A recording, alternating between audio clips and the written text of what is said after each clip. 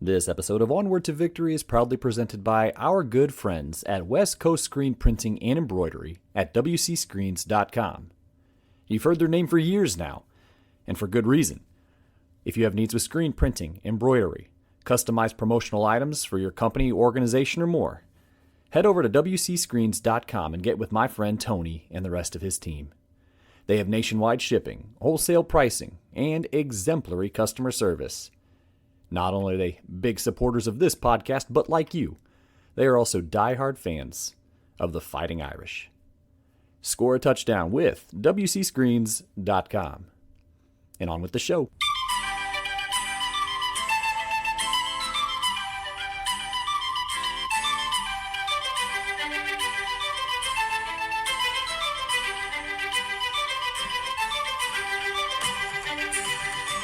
The Irish are playing some meaningful December football here in 2024. Interestingly, between 1888 and 1925, Notre Dame football saw just one game played in December. That single December game holds special significance. It marked Notre Dame football's first victory on the gridiron in program history.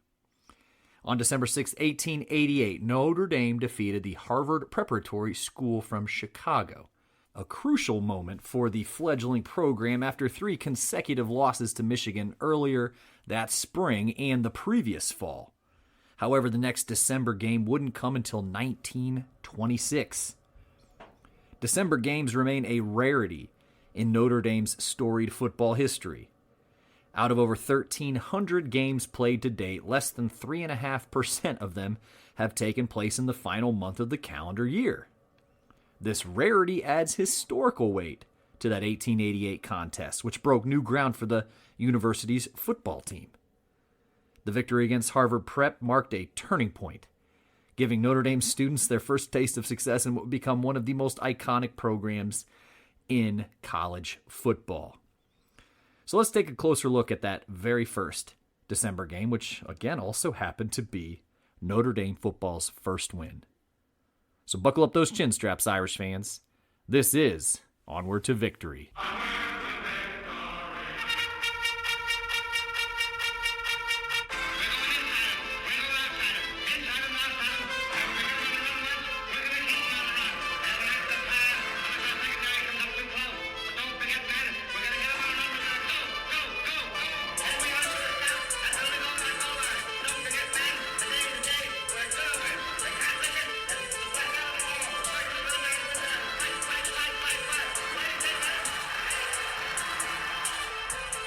Hello all and welcome to Onward to Victory, a Notre Dame football podcast. My name is Alex Painter and welcome all to episode 102 of the show. This one's been a very long time coming. However, it is very timely, I'd like to think, for all of the reasons that were kind of introduced in the show lead. But thank you for being here, whether you've been here since the very beginning or this is your first episode or anywhere in between. Again, I have a nice offering today, appropriate for the upcoming college football playoff. Yes, and also the month of December, and also if you are into very significant games in Notre Dame football history. I gotcha. Since it is the month of December, I'd like to wish you and your loved ones a very peaceful holiday season and a wonderfully Merry Christmas. It feels like 2024 flew by far too quickly. But here's to you and yours as we vault into 2025. And 2024 has been tricky. I feel like the whole year went really quickly, but in considering Notre Dame's 2024 football season, it feels like an eternity ago that we played Texas A&M back in August of this year. So time's tricky, man. But before I jump into this episode, make sure you go back and listen to episode 101. I had the pleasure of speaking with author and historian Jim LaFay. We talked aplenty about the Four Horsemen, Notre Dame's famed backfield from exactly 100 years ago in 1924.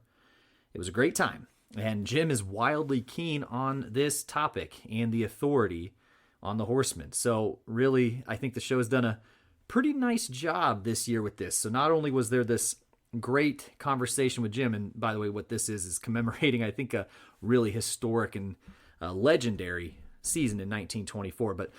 So the show not only did the conversation with Jim, but I also did an episode about the 7 mules who blocked for the 4 horsemen earlier this year, and yet another one on one of the 1924 assistant coaches named Tom Lieb, who just happened to be a former Notre Dame football player himself who competed in the 1924 Paris Olympic Games. So go check them out. Again, we've done quite a bit of celebrating of that 1924 team for their centennial, and with good reason. They were truly great. So the topic we have today is maybe a little bit of an inside topic, but one that pulls the string on at least a couple items of interest. So again, first December game in program history, as we are preparing for yet another big one here in 2024, as well as the first win in Notre Dame history. And just to reiterate some of the stats that were covered in the lead, out of over 1,300 games played to date in Notre Dame football history, less than 3.5% have taken place in the December month of the calendar year. So this one also gives interesting context, too, to a discussion around the early opponents of Notre Dame football as well. So we're heading back to the very first, few games of Notre Dame football history. So a couple notes on that here. The sport had been played for quite some time on campus before intercollegiate competition began. Among the first mentions of a football game on campus was in the fall of 1872. Per an October issue of the school paper that year, quote, "The Minims have a football and keep it rolling." The Scholastic continued, quote, "The juniors played football for the Apples on St. Edward's Day," end quote. So let's go back to the former here. The Minim department, which was essentially a grammar school for students under the age of 12, actually operated at Notre Dame until 1929. So some may not be aware of that again, there was essentially a grammar school, and a high school for that matter, operating at the university. So the Minims were out kicking and throwing a football. A game between the juniors around St. Edward's feast day in October was a rather common yearly occurrence, as was the prize being a barrel of apples. However, once more, this all preceded intercollegiate competition. There was kind of some here and there of football on campus, and there was also a mention of a football game in an 1867 issue of the paper, but that seemed like perhaps it was more akin to a game of soccer. But however, the first December game for the Irish was played on December 6, 1888, and it was actually the 4th game in program history. The first 3, which were played in the fall of 1887 and the spring of 1888, were all played against the University of Michigan. All 3 were Notre Dame losses. After the first games were fairly genteel in nature, let's say, a third contest, which was a 10-4 Michigan win, was actually hotly contested by the Notre Dame lads after a few controversial calls by a referee went the Wolverines' way. This further incensed the Notre Damers, as the referee in question was actually a Michigan player. Of note, though, after that 1888 game, Michigan's football team would not return to South Bend for 54 years. So there was actually supposed to be a game played on December 1st, 1888, between Notre Dame and Albion College, out of Albion, Michigan, which is about 50 miles west of Ann Arbor. Speaking of more controversy during a Michigan football game, the Albion men had played Michigan on November 24th, 1888, just before Thanksgiving that year. Michigan ultimately defeated Albion 76-4, but not before Albion threatened to leave the field on account of a controversial call by an official. No word if this one was also a Wolverines player, but however, Michigan gave a concession of 4 points, and they gave it to Albion, which is what a touchdown was worth at that time. So 76-4. And then the blowout soon came to an end. But according to the school paper, quote, "The Albion football team did not come as was expected. They backed out at the last moment, alleging that it was impossible to come," end quote. So again, this was supposed to be on December 1st. This could have very easily been the first December game in program history, as well as potentially the first win in program history. But the quote continues, "The boys will have to wait for a chance at them next spring." Another note in the school paper shared that, quote, "Owing to the fact that a number of the football 11 went home for Thanksgiving, it would be impossible for them to play here this afternoon," end quote. So there was another reason for this that Notre Dame was not privy to at the time, but ultimately Al being canceled on Notre Dame basically backed out the day of, as they picked up a game against a little closer of an opponent, to home anyway, in Detroit, against the Detroit Athletic Club, again on December 1st, 1888. They could have possibly picked up a paycheck, who knows? But at any rate, the Methodists lost that game 18-0. So let's talk about that 1888 Notre Dame team. Historiographically speaking, the 1887 Notre Dame season is considered not just the November 1887 game against Michigan, but also the pair of 1888 games against Michigan. By the time the fall and winter of 1888 rolled around, Notre Dame football was just about a year old. There is a really famous photograph of the first Notre Dame football team wearing those splendid uniforms. If you're curious what that looks like, if you're at least on Spotify, you can stare down at your phone and actually see an image of that. But however, if you're otherwise unaware, jump over to Google, just put in 1887 or 1888 Notre Dame football. You'll get the picture immediately. But at any rate, those awesome uniforms, they were actually funded by a student club. Yes, it was the Literary Society who took it upon themselves to see that the new football squad would be outfitted properly. They raised enough funds to purchase 11 white cotton uniforms. One of the campus priests, Brother Joachim, saw to it that proper footballs would be purchased.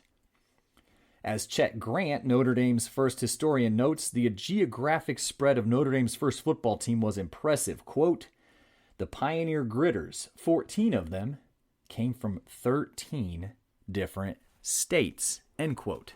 And you know, Notre Dame was proud to have football on their campus.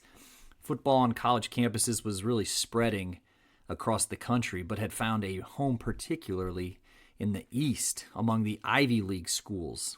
So Notre Dame was certainly happy to get in the fold, but unlike a lot of those elite football schools, Notre Dame did not have a head coach. That 1888 team had no coach, but they did have a captain in Edward C. Prudhomme.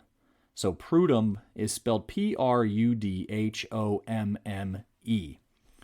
But Prudhomme was a thin, wiry fullback and was also a member of the rowing team, as well as a captain and ranking officer of the Sorin Cadets, something of a precursor, if you will, to the ROTC on campus.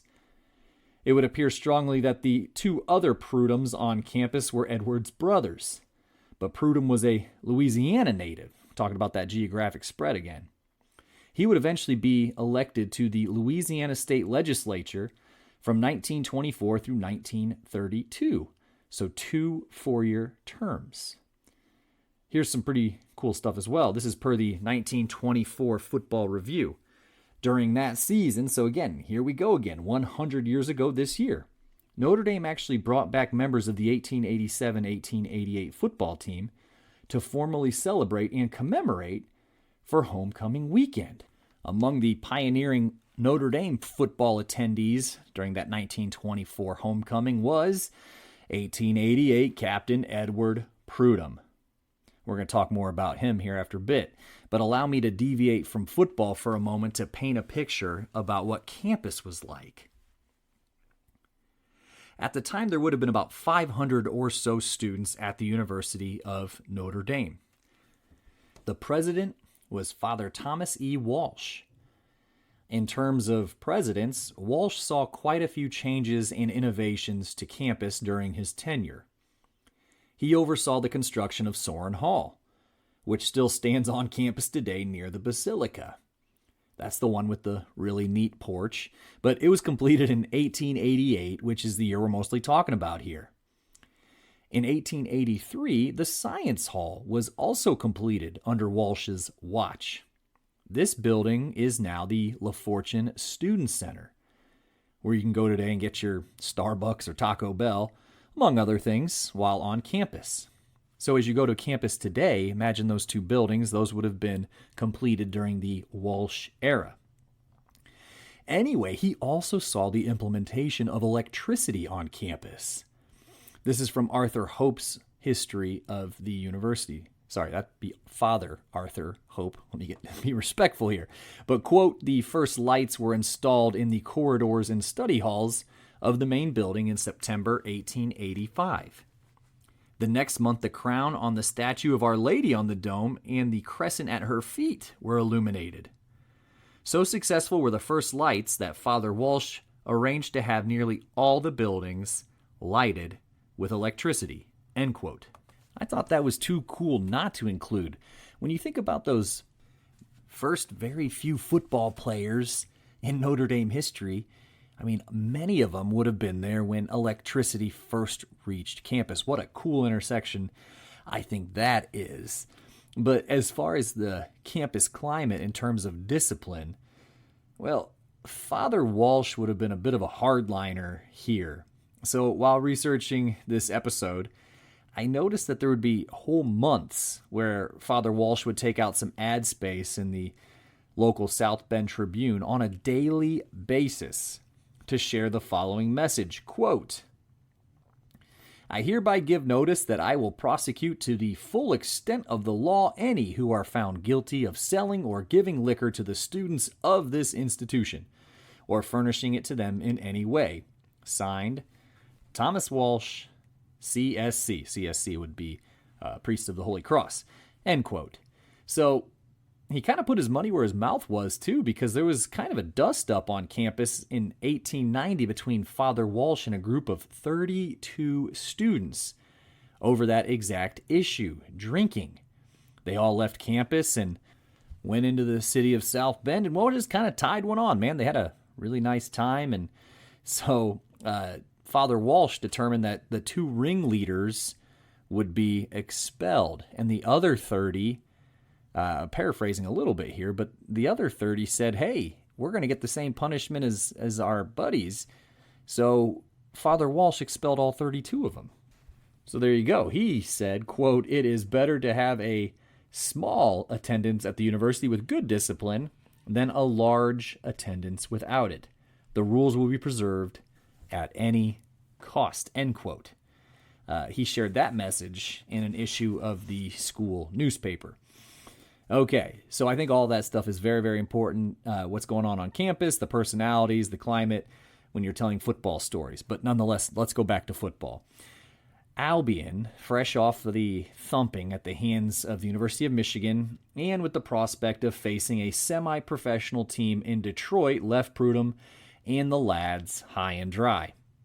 Though likely disappointed, the Notre Dame men still had a game to prepare for against the Harvard Preparatory School, also commonly called the Chicago Harvard School or the Harvard School of Chicago, on December 6, 1888. So yes, the preparatory part of their moniker will tell you that this was indeed a high school-aged team. The collegians playing a high school team wasn't actually super uncommon at this time. As I like to say, during the first decade alone of the Notre Dame football experiment, they squared off against high schools, small colleges, large universities, local athletic clubs, a semi-professional team, at least one cycling club, and a team representing the Indianapolis Light Artillery. They would play all comers. If you wanted to play Notre Dame in a game of football, they would likely try to make that thing happen. But the Chicago Harvard School itself was founded in 1865 by a gentleman named Edward S. Waters, who was a local Chicago guy and a Harvard University graduate. So Waters' plan for the institution was to have a school that would prepare boys for college and university work at Harvard and other prestigious, what was known as Eastern schools. So your Ivy Leagues, or again, any of the other number of prestigious universities or small colleges out east. But keep in mind There were few schools outside the East Coast or the Northeast that would have been considered a quote-unquote destination spot in higher education, and you certainly would not have found Notre Dame anywhere near the conversation of top colleges and universities at this time, a reputation it now obviously enjoys in spades. So unlike Notre Dame, the prep school had actually played quite a full schedule for the 1888 season. In fact, the Harvards had won their first 5 games of the season, mostly against local high schools, but they did score a 22-4 victory over Lake Forest College, whom Notre Dame would also play in football later in 1899, 1901, 1902, and 1903. So in the afternoon of December 6, 1888, all kinds of history would be made. What would be the last December game for Notre Dame football in nearly 4 decades was indeed played. Just don't ask exactly where. We can confirm it was certainly on campus, but where the exact location of the game was on campus remains a bit nebulous, at least nothing that I could really find. So if you happen to have a bead on where Notre Dame games were played on campus, at least for the first few, holler. But the weather was perfect, though. We do know that. And according to the local newspaper, the grounds were in excellent condition. The Harvards, who arrived at around noon by train, were in fine spirit and feeling utmost confident with their unblemished record on the season. In what was rather commonplace for the time, a referee was selected by the home team. As for the honors, Fred Jewett was selected. So yes, this is where it gets funny. He was actually the brother of Notre Dame's starting halfback, Henry Jewett. However, the Jewetts were Chicago boys themselves, so I guess that kind of passed the litmus test there. Notre Dame, likely due to the age difference, also vastly outweighed the Harvards. The school paper noted that the average weight of the Notre Dame line was 173 pounds. The preps were just over 150, so that's quite a stark contrast there. So according to the school paper and the local South Bend Tribune, the game was also very well attended, with over 500 in a blended crowd of both students and South Bend and other area residents in attendance. It is possible that the Harvards did indeed have a ringer in one of their players named Hamlin, in either Bert or George.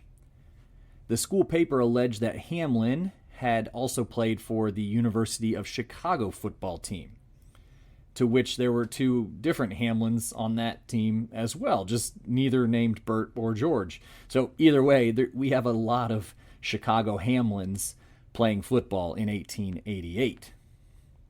So here's some sports journalism of the day for you.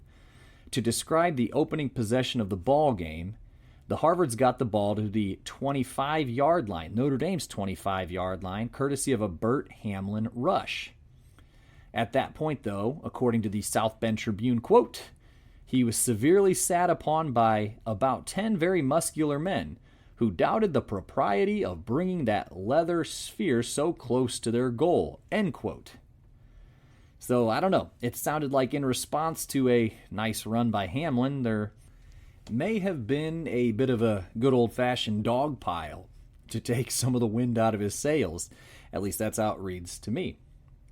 But the game itself was a back-and-forth affair, with Notre Dame relying on a stout defense and opportunistic plays on offense to put points on the board. According to the game write-ups, the Harvards actually had possession of the ball for a substantial amount of time, but were largely unable to threaten the Notre Dame end zone. You do see a couple of other things in the first half here. So at the time, if there was an incomplete forward pass, the ball was actually turned over to the other team. This is why there was essentially no passing in the game of football during its kind of infancy decades, and you really didn't see passing until the actual rules of the game changed in the first decade of the 1900s. And then eventually in 1913, of course, you see the forward pass used to near perfection as Notre Dame took down Army 35-13, and Army was not prepared for Notre Dame's passing attack, which was spearheaded by quarterback Gus Duray and his favorite target, Knute Rockne. Anyways, so that's important. But hey, back to this incomplete pass here. So Notre Dame threw what the papers called a foul pass, or an incomplete pass, and then possession was then awarded to the Harvard Preps. So again, Notre Dame throws an incomplete pass, and that's essentially a turnover. Captain Ed Prudhomme ripped off a very long touchdown run, but it was called back for an offsides call. So yeah, so much for those hometown refs. They must have been calling a square game, just like we'd expect out of any Notre Damer, right? But Notre Dame did tackle a Harvard Prep in their own end zone for a safety after a bad fumble, and the Notre Dame lads took a 2-0 lead. 2 more quick touchdowns followed in the first half. So again, this is in the era where touchdowns were worth 4 points, and the point after attempt kicks were worth 2.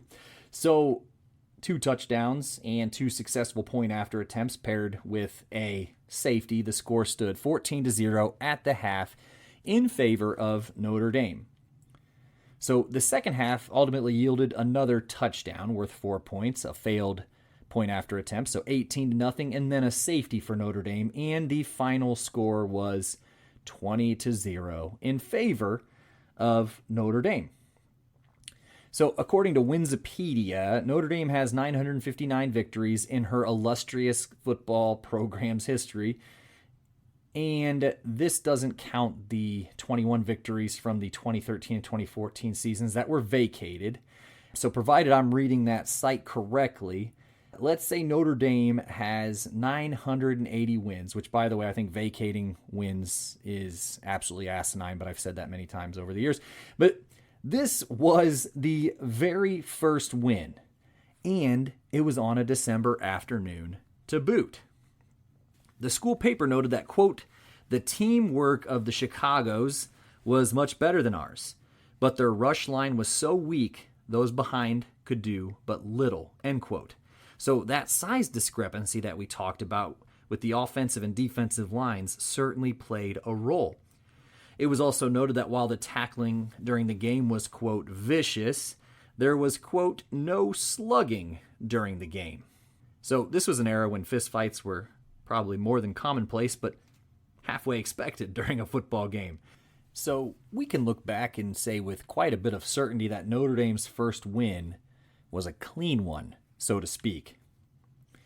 So with his solid tackling and 2 successful point-after attempts, Captain Edward Prudhomme was a pivotal player in the game, but it is center Frank Fair who I think would have taken home player of the game honors for his pair of touchdowns. And so you may be thinking, a center scoring touchdowns. It was very, very common that based on how the plays were drawn up, that linemen would often carry the ball, and they would often carry it across the goal line. So I know it might sound weird to say, oh, the center scored 2 touchdowns, but believe me when I tell you, especially in the 1880s and 90s, and even into the first decade of the 1900s, it was very, very common for linemen to score touchdowns. But let's get to Fair here for a second. So this is Frank Fair, Fehr. So he was also a member of the inaugural 1887 team. He was a Louisville, Kentucky native and would eventually get into the family business of brewing and distilling. His father, Frank Sr., had founded the Frank Fair Brewing Company in 1872. So Frank Jr., after graduating from Notre Dame, would actually oversee the operations of the brewery until the mid-1950s, when he himself was in his mid-80s. And they really persevered in an era where it was hard for a brewer to survive, and that would, of course, been the Prohibition era. So Fair's Prohibition kind of survived by making what was known as near beer, which were malted beverages that the alcohol content was so low that it was actually legal to manufacture and sell. Perhaps some of you might be familiar with near beer. It's kind of like non-alcoholic beer that kind of in the present day, you know, your O'Doul's and such. But a quick tip of the hat to the interesting things you can learn in obituaries. So Frank Fair, again, the gentleman who scored 2 touchdowns in Notre Dame's first football win, he lived to be 92 years old, and he died in 1962. I haven't checked, but ostensibly he was probably, I almost have to say he was a lock for the last of the inaugural football players from Notre Dame to pass away. But anyway, in his obituary, it was shared that Fair was actually a Lutheran, but went to Notre Dame because there were Catholics on his father's side of the family. What's even more interesting is Fair did eventually convert to Catholicism, but it was in 1958, when he was 88 years old. Talk about a late-in-life conversion. So, more than what you bargained for, I know, on Frank Fair, but that had to be shared. It was far too interesting. So, Fair, again, toting the ball while playing center, common in those days, scores 2 touchdowns to earn Alex Painter's Player of the Game honors. This is according to the school paper. Once more, quote, after the game, the Harvard boys partook of a late dinner and took the evening train for Chicago. Sorry that they had been beaten, but pleased with their reception and leaving behind a most favorable impression, end quote.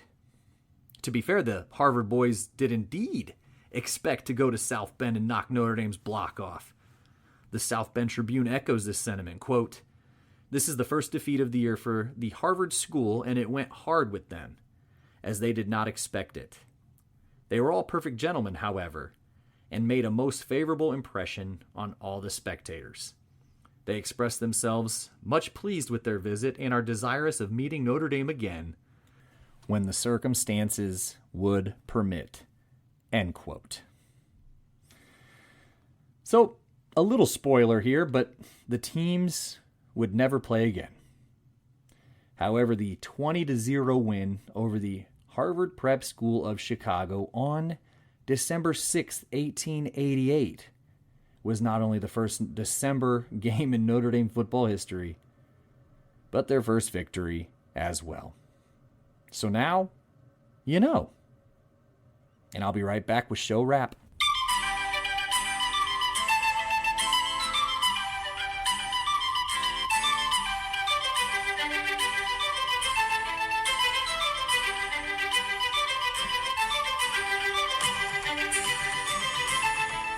Pretty wild that it is the end of 2024, and with that, the 5th year of the show is actually in the books. Really, really hard to fathom some days. And I know the last few months have not been near as active as most of the show's history, I should say. But rest assured, 2025 is going to be a very, very big year for me personally as it pertains to this kind of work. I've been presented with a really spectacular opportunity that I can't wait to share more about in the coming months, but it's very much aligned with what the work I've been doing with Onward to Victory for the last 5 years has been. So I am really, really eager to share more about that with all of you. Just stay tuned. It's coming. And I've got a couple more episodes planned for early 2025, so not going anywhere. Regardless of how our beloved Fighting Irish do in the 2024 college football playoffs, Onward to Victory will be here. So thank you for your grace in what has been a little bit more sporadic episode offerings than what I would like and what has really become kind of the standard, for lack of a better term, for the last 5 years, and I hold myself to very high standards, and it bothers me when I go an entire month without producing something. But please know that these things do take some time to research and write and, frankly, conjure up. But 2025 is going to be a very, very big year, and more details are coming. However, I think you're going to be really, really excited when you hear this news and be really excited for it. So this is probably as good a time as any to remind everyone that this show cannot happen without the show's financial sponsors. Naturally, around here, we call them our consensus All-Americans. So these folks have either contributed significantly in the past or are currently donating to the show's efforts, and they are Dr. Jeremy Scarlett of Whitefish Bay, Wisconsin, Brad Glazier of Williamsburg, Indiana, author and writer, and Notre Dame alum Will Fuller of Warren, Ohio, and my good pal Andy Nickel of South Bend, Indiana. So if you yourself would like to chip in and make the prestigious muster roll of the Consensus All-Americans, please visit paypal.me/onward-to-victory. Every bit helps. Rest assured, please know, every bit helps keeps this show on the air. And I would be remiss not to mention that this show is powered by West Coast Screen Printing and Embroidery at wcscreens.com. So please jump over to them with any screen printing and embroidery needs. And this podcast is also sponsored by Augie's Locker Room in South Bend, Indiana, the premier shop for Notre Dame memorabilia and gifts. No trip to campus would be complete without a stop at my good pal Augie's. One-of-a-kind items, gifts, relics, you name it. Now at a new location at 1733 North Ironwood Drive. Just a stone's throw from the old location, but the same Augie you know and love. So, man, there we go. Episode 102 in the books about that December 6, 1888 game. Notre Dame's first December game and first victory in program history.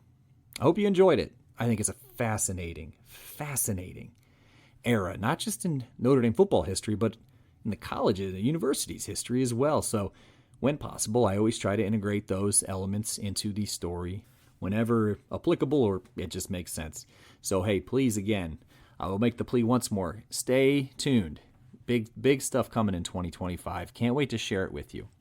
But in the meantime, I had better sign off. This has been Onward to Victory, a Notre Dame football podcast. And in kindness, I am your host, Alex Painter. And as always, friends, go Irish.